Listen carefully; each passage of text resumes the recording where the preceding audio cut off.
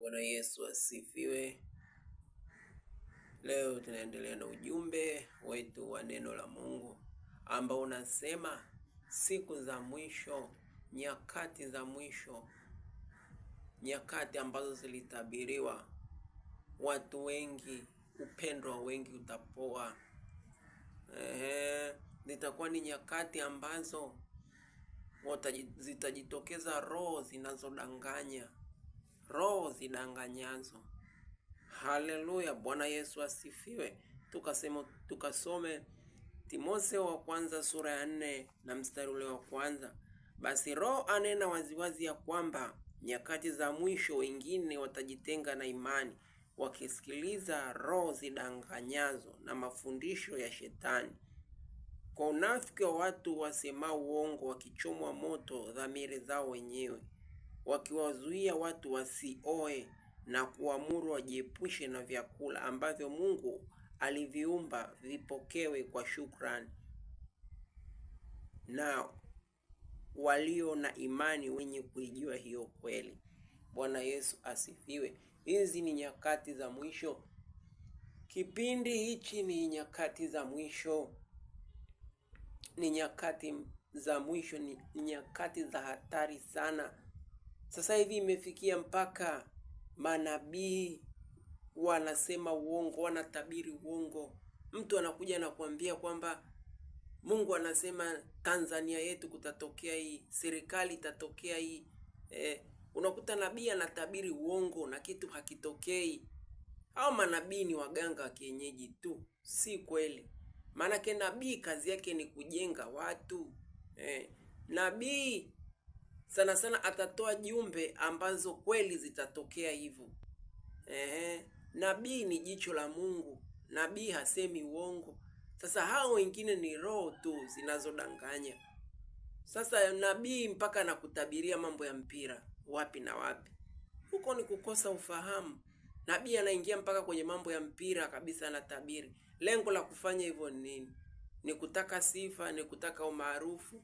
Hapana, hapana, hapana. Manabii wengi, hizo ndizo roho zinazodanganya.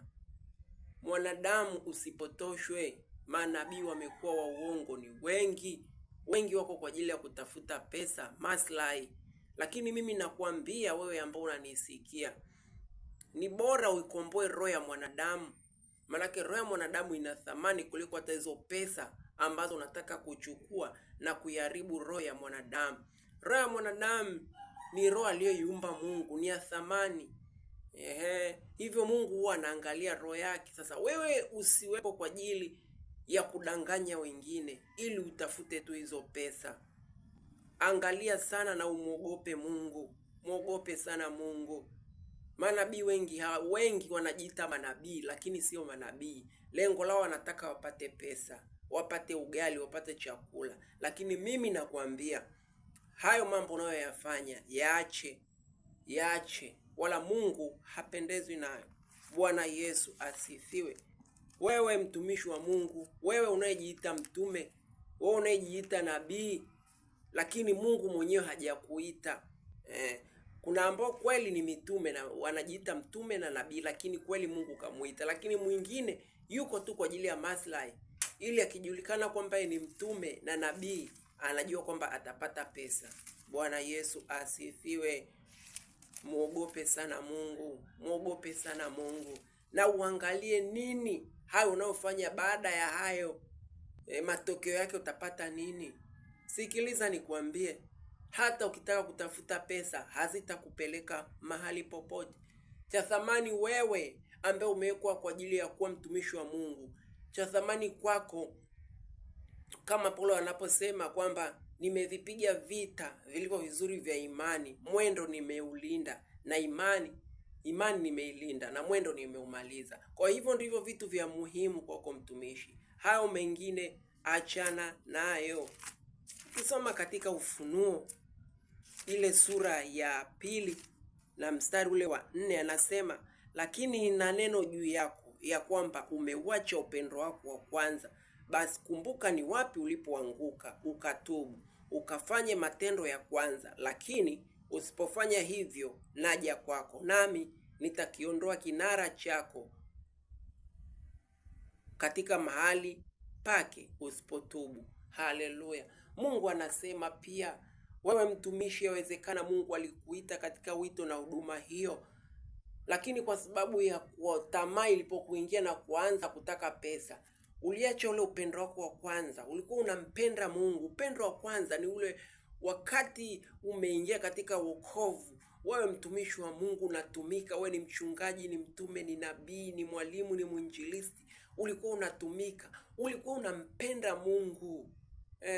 Lakini umeacha ule upendo wako wa kwanza. Ulikuwa unajitoa na kwenda kwenye mikesha, ulikuwa unaomba, ulikuwa unafunga na kuomba, ulikuwa unaelimisha watu, unafundisha, ulikuwa unampenda Mungu, unajitoa katika mambo mbalimbali kumpenda Mungu. Lakini sasa hivi ule upendo umeuacha. Mungu anasema, kumbuka ni wapi ulipoanguka na ukatubu.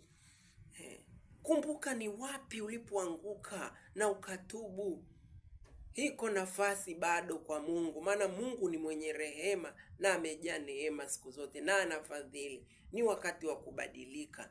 Wewe unayenisikia, ni wakati wa kubadilika. Bado Mungu anakupenda. Bado Mungu amekupa nafasi ya kutubu. Wakati ni sasa. Badilika wewe unayenisikia.